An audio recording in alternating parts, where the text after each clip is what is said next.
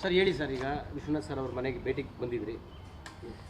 ಈಗ ಅದೇ ನಮ್ಮ ಶಾಸಕ ಸ್ನೇಹಿತರು ಯಲಹಂಕ ಇವತ್ತು 7 ಕ್ಷೇತ್ರಗಳ ಎಲ್ಲ ಪ್ರಚಾರ ಸಭೆ ಎಲ್ಲ ರೀತಿಯಲ್ಲಿ ಆಗಿದೆ.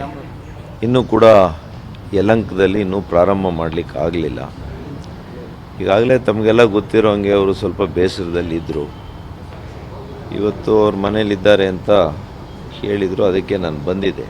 ಹಲವಾರು ಬಾರಿ ನಾನು ಫೋನ್ ಮಾಡಿದ್ದೆ, ಮೆಸೇಜು ಕಳಿಸಿದ್ದೆ, ಯಾವುದಕ್ಕೂ ಉತ್ತರ ಇರಲಿಲ್ಲ. ಅದಕ್ಕೆ ನಾನು ನೇರವಾಗಿ ಮನೆಗೆ ಬರೋಣ ಅಂಥೇಳಿ ನಾನಿವತ್ತು ಮನೆಗೆ ಬಂದಿದ್ದೀನಿ.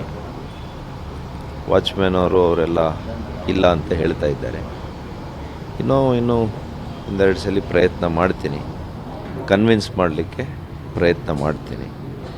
ನಮ್ಮ ನಾಯಕರು ಯಡಿಯೂರಪ್ಪನವರು ಕೂಡ ಮಾತನಾಡ್ತೀನಿ ಅಂತ ಹೇಳಿದ್ದಾರೆ. ಯಾಕೆಂದರೆ ಒಂದೇ ಪಕ್ಷದಲ್ಲಿ ನಾವೆಲ್ಲ ಕೂಡ ಮುಂದೆ ಕೂಡ ಸಾಗಬೇಕಾಗಿದೆ. ಇದೇ ಚುನಾವಣೆ ಕೊನೆಯಲ್ಲ ಅಲ್ವಾ?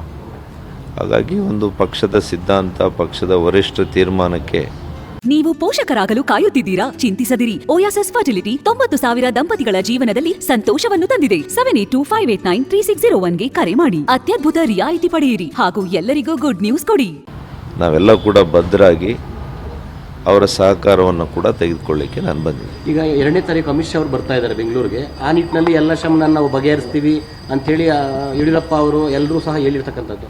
ಈ ನಿಟ್ಟಿನಲ್ಲಿ ನನಗೆ ನಮ್ಮ ನಾಯಕರು, ಮಾಜಿ ಮುಖ್ಯಮಂತ್ರಿಗಳು ಯಡಿಯೂರಪ್ಪನವರು, ರಾಜ್ಯಾಧ್ಯಕ್ಷರು ವಿಜಯೇಂದ್ರರವರು ಅವರು ಭರವಸೆಯನ್ನು ಕೊಟ್ಟಿದ್ದಾರೆ. ನಾವು ಯಲಹಂಕ ಇಶ್ಯೂನ ಸಾರ್ಟ್ಔಟ್ ಮಾಡ್ತೀವಿ, ವಿಶ್ವನಾಥ್ರವರಿಗೆ ತಿಳಿ ಹೇಳ್ತೀವಿ ಅನ್ನೋ ಮಾತನ್ನು ಹೇಳಿದ್ದಾರೆ.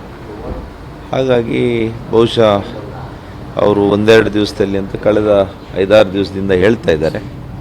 ಆದರೆ ಕಾರಣಾಂತರಗಳಿಂದ ಇನ್ನೂ ಕೂಡ ಅವರ ಭೇಟಿ ಆಗಲಿಕ್ಕೆ ಸಾಧ್ಯ ಆಗಿಲ್ಲ. ಬಹುಶಃ ಅಮಿತ್ ಶಾ ಅವರು, ನಮ್ಮ ಅಗ್ರಮಾನ್ಯ ನಾಯಕರು, ಗೃಹ ಸಚಿವರು ಬಂದಾಗ ಬಹುಶಃ ಅವರ ಹಂತದಲ್ಲೇ ಇದು ಬಗೆಹರಿಬೋದು ಅಂತ ನಾನು ಅನ್ಕೊಂಡಿದ್ದೀನಿ.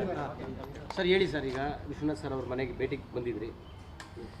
ಈಗ ಅದೇ ನಮ್ಮ ಶಾಸಕ ಸ್ನೇಹಿತರು ಯಲಹಂಕ ಇವತ್ತು 7 ಕ್ಷೇತ್ರಗಳ ಎಲ್ಲ ಪ್ರಚಾರ ಸಭೆ ಎಲ್ಲ ರೀತಿಯಲ್ಲಿ ಆಗಿದೆ. ಇನ್ನೂ ಕೂಡ ಯಲಹಂಕದಲ್ಲಿ ಇನ್ನೂ ಪ್ರಾರಂಭ ಮಾಡಲಿಕ್ಕೆ ಆಗಲಿಲ್ಲ. ಈಗಾಗಲೇ ತಮಗೆಲ್ಲ ಗೊತ್ತಿರೋ ಹಂಗೆ ಅವರು ಸ್ವಲ್ಪ ಬೇಸರದಲ್ಲಿದ್ದರು.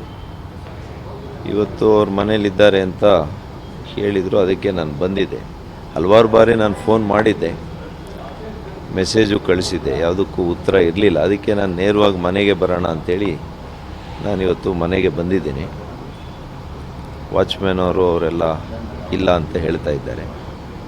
ಇನ್ನೂ ಒಂದೆರಡು ಸಲ ಪ್ರಯತ್ನ ಮಾಡ್ತೀನಿ, ಕನ್ವಿನ್ಸ್ ಮಾಡಲಿಕ್ಕೆ ಪ್ರಯತ್ನ ಮಾಡ್ತೀನಿ.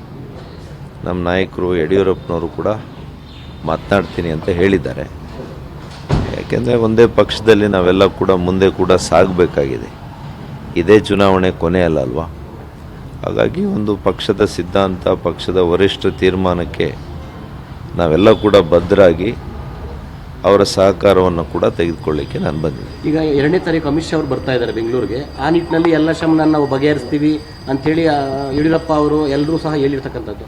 ಈ ನಿಟ್ಟಿನಲ್ಲಿ ನನಗೆ ನಮ್ಮ ನಾಯಕರು, ಮಾಜಿ ಮುಖ್ಯಮಂತ್ರಿಗಳು ಯಡಿಯೂರಪ್ಪನವರು, ರಾಜ್ಯಾಧ್ಯಕ್ಷರು ವಿಜಯೇಂದ್ರರವರು ಅವರು ಭರವಸೆಯನ್ನು ಕೊಟ್ಟಿದ್ದಾರೆ. ನಾವು ಯಲಹಂಕ ಇಶ್ಯೂನ ಸಾರ್ಟ್ಔಟ್ ಮಾಡ್ತೀವಿ, ವಿಶ್ವನಾಥ್ರವರಿಗೆ ತಿಳಿ ಹೇಳ್ತೀವಿ ಅನ್ನೋ ಮಾತನ್ನು ಹೇಳಿದ್ದಾರೆ. ಹಾಗಾಗಿ ಬಹುಶಃ ಅವರು ಒಂದೆರಡು ದಿವಸದಲ್ಲಿ ಅಂತ ಕಳೆದ 5-6 ದಿವಸದಿಂದ ಹೇಳ್ತಾ ಇದ್ದಾರೆ. ಆದರೆ ಕಾರಣಾಂತರಗಳಿಂದ ಇನ್ನೂ ಕೂಡ ಅವರ ಭೇಟಿ ಆಗಲಿಕ್ಕೆ ಸಾಧ್ಯ ಆಗಿಲ್ಲ. ಬಹುಶಃ ಅಮಿತ್ ಶಾ ಅವರು, ನಮ್ಮ ಅಗ್ರಮಾನ್ಯ ನಾಯಕರು, ಗೃಹ ಸಚಿವರು ಬಂದಾಗ ಬಹುಶಃ ಅವರ ಹಂತದಲ್ಲೇ ಇದು ಬಗೆಹರಿಬೋದು ಅಂತ ನಾನು ಅನ್ಕೊಂಡಿದ್ದೀನಿ.